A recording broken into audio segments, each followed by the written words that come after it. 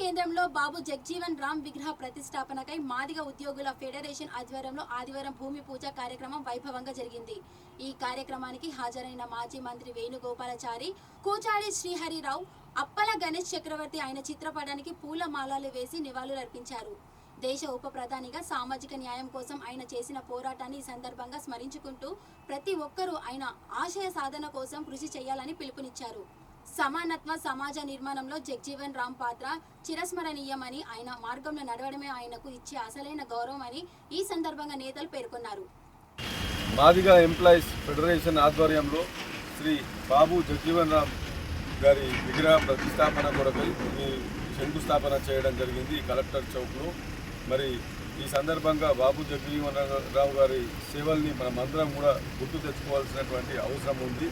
ఆనాడు స్వాతంత్రోద్యమంలో మహాత్మా గాంధీతో పాటు జవహర్లాల్ నెహ్రూ గారితో పాటు స్వాతంత్రోద్యమంలో పాల్గొంటూనే మరి ఆ రోజుల్లో దళితుల పట్ల జరిగేటువంటి అట్రాసిటీస్ పట్ల, దళితులు ఐకమత్యంగా ఉండాల్సిన అవసరం పట్ల మరి దళితులందరినీ దేశవ్యాప్తంగా చైతన్యపరిచేట్టు కూడా అటు స్వాతంత్ర పోరాటంలోనూ ఇటు దళితులను ఐక్యం చేసేటువంటి పోరాటంలోనూ రెండు పోరాటంలో కూడా మరి చురుగ్గా పాల్గొన్నటువంటి వ్యక్తి.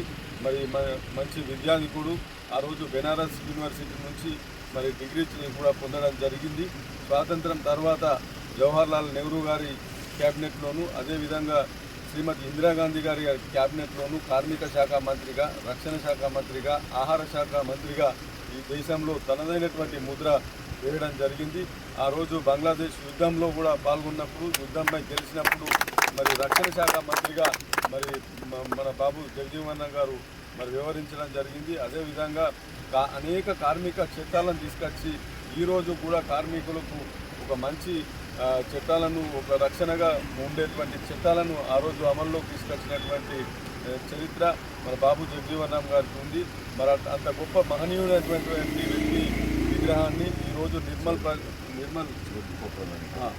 ఉప ప్రధానమంత్రిగా కూడా ఈ దేశానికి మరి తన సేవలు అందించడం జరిగింది. అతని విగ్రహాన్ని ఈ కలెక్టర్ చౌక్లో మరి మంచి అత్యంత ప్రైమ్ ప్లేస్లో మరి మనము పెట్టుకోవడం మన నిర్మల్ ప్రజలందరికీ కూడా గర్వకారణము.